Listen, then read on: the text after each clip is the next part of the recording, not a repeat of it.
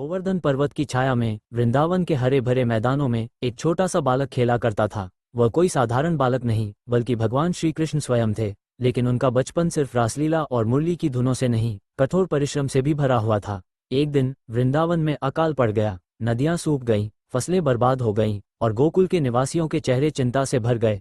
यशोदा माता और नंद बाबा चिंतित थे। दूध, दही, घी सब कुछ कम पड़ने लगा था। श्री कृष्ण तब भी छोटे थे, लेकिन उनका हृदय गोकुलवासियों के दुख से भर गया। उन्होंने देखा कि यशोदा माता थकी हुई हैं, गायों को चराने के बाद भी वे घर के कामों में लगे हुए हैं। उन्होंने नंद बाबा को खेतों में काम करते हुए देखा, जहां सूखी धरती उनकी मेहनत को बेकार कर रही थी। श्री कृष्ण ने निर्णय लिया। उन्होंने अपनी मुरली को एक तरफ रख दिया और काम में लग गए। उन्होंने यशोदा माता का हाथ बटाया, घर के कामों में उनकी मदद की, गायों को पानी पिलाया। उन्होंने अपने छोटे हाथों से घास काटकर गायों को खिलाया। नंद बाबा के साथ वे खेतों में काम करने लगे। उन्होंने भारी भारी मिट्टी के गड्ढे खोदे, पानी की खोज में धरती को खुदाई की। उनके छोटे हाथों में फावड़ा भारी था, लेकिन उनके हृदय में गोकुल के लोगों के प्रति प्रेम उनके शरीर को बल देता था। दिन भर काम करने के बाद भी श्री कृष्ण थके नहीं लगते थे। उनकी आंखों में एक अदम्य जुनून था, एक निश्चय था कि वह अपने गोकुल को इस अकाल से बचाएंगे। वे हर दिन अपने काम को ईमानदारी से करते थे, बिना किसी शिकायत के। उनकी मेहनत का फल भी मिला। हालांकि अकाल का प्रभाव पूर्ण रूप से नहीं गया, लेकिन गोकुलवासियों को खाद्य सामग्री की कमी नहीं हुई।